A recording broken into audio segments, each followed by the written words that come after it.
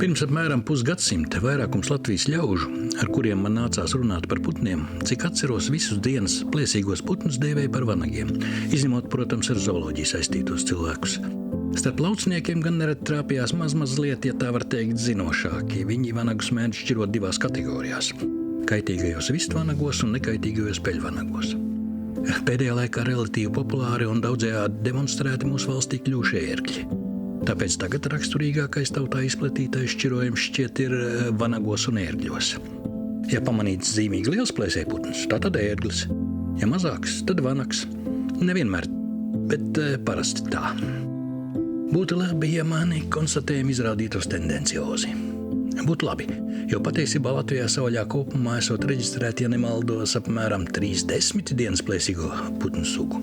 Virkne ērgļu, plus zivju ērglis un čūska ērglis, vairākas lījas, pāris vanagu, pāris kliju, pāris klijānu, ķīķis, pulciņš piekūnu un pat 2 sugu grifi. No visām plēsējas sugām atbilstošā sezonā, atbilstošās vietās daudz maz gan droši varētu būt sastopams vien 15-20 sugas. Dienas plēsīgajiem putniem raksturīga, salīdzinoši laba lidotspēja.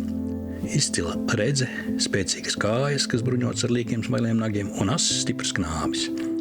Mātītes viņam lielāks nekā tēviņi, īpaši uzkrītoši tas ir īstajiem vanagiem. Augstajā gada periodā pie mums parasti ieraugāms 7-8 dienas plēsīgo putnu sugas. Tiesa 2 no tām šai laikā redzams diezgan bieži. Visbiežāk ziemā cilvēku acīs Latvijā no plēsīgiem spārnaņiem trāpās peļu klijāns. Īpaši bieži ziemas sākumā un ziemas beigās, kad līdzās šīs sugas ziemotājiem zinām laiku pie mums uzturas arī viņu sugas brāļi migranti, caurceļotāji. Peļu klijāns ir tautā par peļu vanagu ļoti bieži dēvēts. Visos gadlaikos Latvijā visbiežāk sastopamais dienas plēsējputns. Tiesa pārziemot ir tikai neliela daļa pie mums likstojošo peļu klijānu, pārējie aizlido ziemot uz Eiropas siltākām vietām. Visbiežāk un vieglāk peļu klijāns ieraugāms vietās, kurās cenšas nolūkot medījumu, proti atklātās teritorijās un to tiešā tūmā.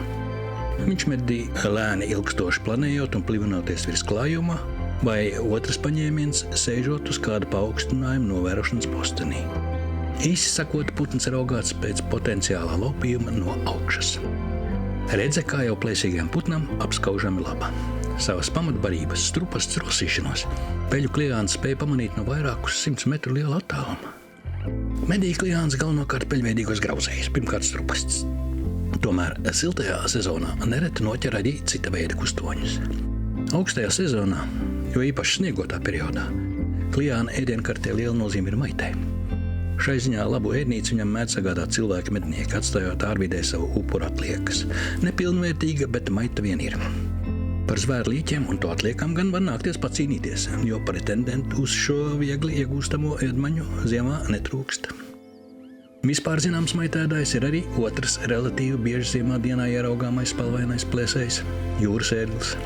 Putns klejotājs, kuras barošanās vietu meklējumos var aizmaldīties krietni tālu, tāpēc nelikstošanas periodā Latvijā uzturas arī daudz no austrumiem un no ziemeļiem pie mums ir ceļojuši šīs sugas ērgļi.